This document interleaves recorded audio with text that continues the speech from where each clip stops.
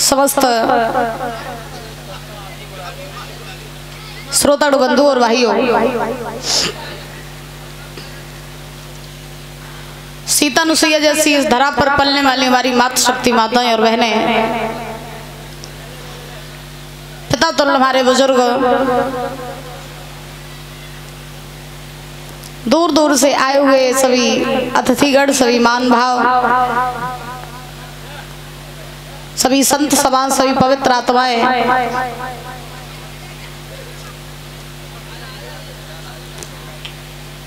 आसन पर विराजमान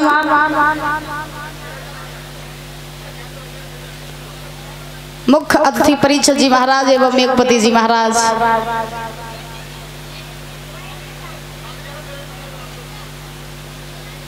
आज भगवान की कृपा से आपके इस धाम में कथा को चलते हुए तीसरा दिवस आ पहुंचा है, जिसमें हम सभी लोग प्रवेश कर चुके हैं और बड़े भाव से आप सभी भक्त भगवान की पावन पावन रसमयी कथाओं का आस्वादन करते हुए आ रहे हैं। कल आप लोगों ने बड़ी ही मार्मिक कथा को सुना कि किस प्रकार से महाराज धुंधकारी कितना बड़ा पापी था। धुंधकारी इतना बड़ा पापी था कि उसने जीवन में महाराज कोई भी काम अच्छा नहीं किया था। माँ को मारा, पिता को मारा, शराब, जुआ, मांस, पराई नारी की संगत इत्यादि अधर्म पाप किए, मरा, भूत बना, इधर उधर भटकने लगा। और जब इधर उधर भटकने लगा तो महाराज गोकर्ण महाराज ने सी धुंधकारी को भागवत सुनाई, और जब भागवत सुनाई है तो उसी समय धुंधकारी को प्रेत योनि से मुक्ति मिली। सूत जी महाराज ने अभी सारण के मध्य में विराजमान है, 88,000 ऋषियों को कथा श्रवण करा रहे हैं। ऋषियों, महाभारत का युद्ध महाराज कैसे हुआ? द्रौपदी के कारण। द्रौपदी ने कहा दुर्योधन से कि अंधे की औलाद अंधी, इस कारण से महाभारत का युद्ध हुआ। भगवान कन्हैया ने द्रौपदी के चीर की रक्षा की। उसके बाद महाराज अश्वत्थामा ने द्रौपदी के 5 बालकों की हत्या की। उसके बाद महाराज धीरे धीरे समय बीता। अभिमन्यु की पत्नी थी जिनका नाम था उत्तरा। उत्तरा के गर्भ से एक परम तेजस्वी यशस्वी बालक का जन्म हुआ जिनका नाम पड़ा क्या? परीक्षित। बोलिए परीक्षित लाल की। एक बार जोर से बोलो राधे राधे, और जोर के बोलो।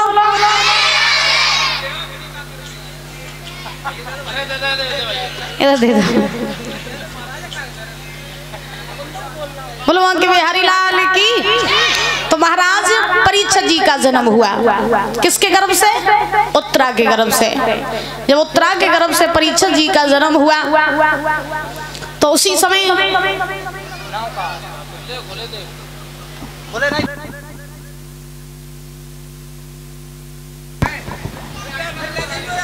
बैठ जाओ, जा बैठ जाओ, जा बैठ जाओ।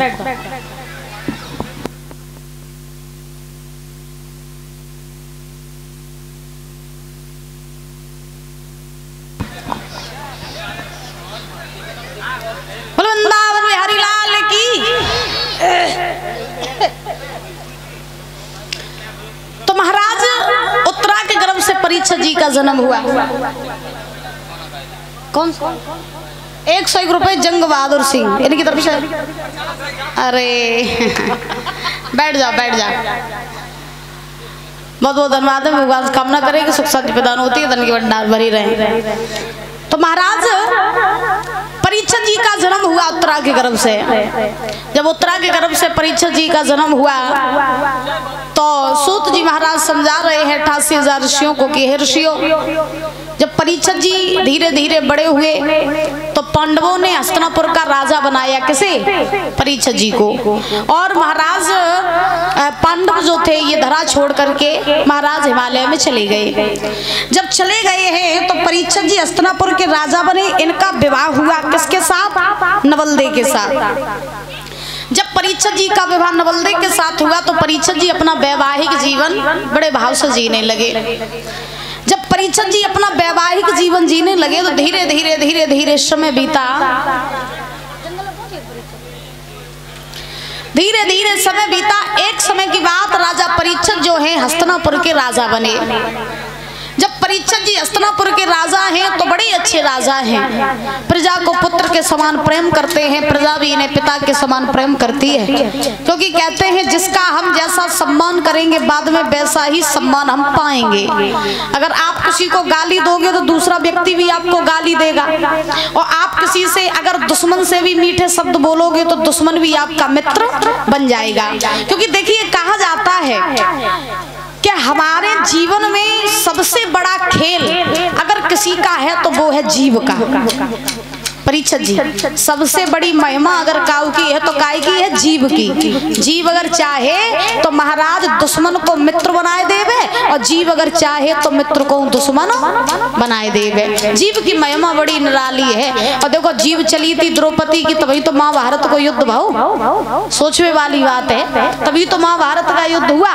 तो जीवन में सबसे बड़ा खेल अगर किसी का है तो वो है जीव का। एक कवि तो ये कहते हैं कि जीव की महिमा बड़ी निराली होती है। लिखा ऐसी जीवन मुख के अंदर फिर भी बड़ी और दांतों के फाटक लगवाए और करते बंद की बात और जीवन जुल्म गुजारे लाखों परिवार लाड़े जीवन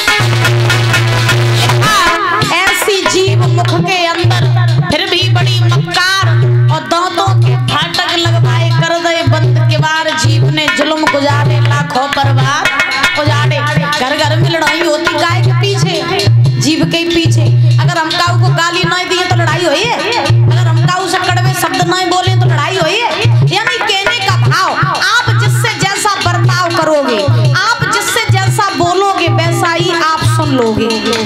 आप किसी को गाली दोगे तो आप भी गाली सुनोगे, क्यों जी? अब आप सोचोगे आपको को चार गाली दे आओ कोई तुमसे भई भैया कात रहे तो थोड़ी ना हुई है। हाँ